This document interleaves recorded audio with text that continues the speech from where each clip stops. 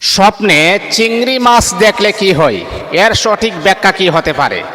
রাতের বেলা যখন আপনি যখন ঘুমিয়ে যাই, ঘুমের ঘরে আমরা বিভিন্ন প্রকারের স্বপ্ন আমরা দেখে থাকি। কারণ আমরা যেহেতু মানুষ, আমরা স্বপ্ন দেখতেই পারি, এটাই স্বাভাবিক। আর আল্লাহ পাক মাঝে মধ্যে ইমানদার ব্যক্তিদেরকে এমন এমন স্বপ্ন দেখান যে স্বপ্নের মাধ্যমে ইমানদার ব্যক্তির মর্যাদা আমার আল্লাহ আকাশচুম্বী করেন, তাকে আমার আল্লাহ দুনিয়া এবং আখেরাতে সফলতাও দান করেন।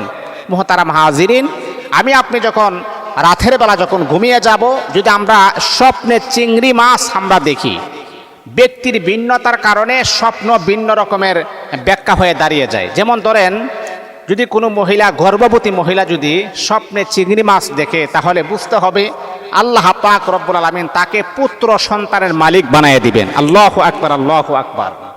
এখন আবার যদি এই স্বপ্নটাই অবিবাহিত ছেলে মেয়ে যখন এই স্বপ্নটা দেখবে, তাহলে আল্লাহ পাক রব্বুল আলামিন আমার আল্লাহ তাকে উন্নতি পর্যায়ে নিয়ে যাবেন, তার ক্রাইসিস দূর করে দিবেন, তাকে সফলতার মুখ দেখাবেন।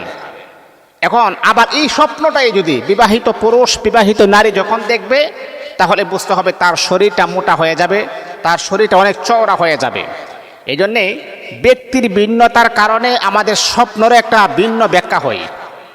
ঠিক আছে, কথাগুলো বোঝাইতে পারছি? কারণ ব্যক্তির ভিন্নতার উপরে স্বপ্নটা ডিফেন্স করে।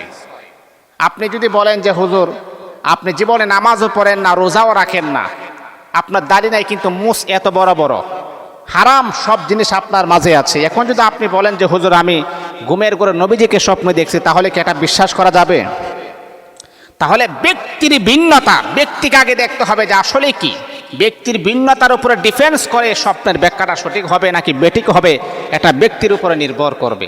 আল্লাহ পাক আমাদের সকলকে বোঝার, আমল করার তৌফিক দান করুন।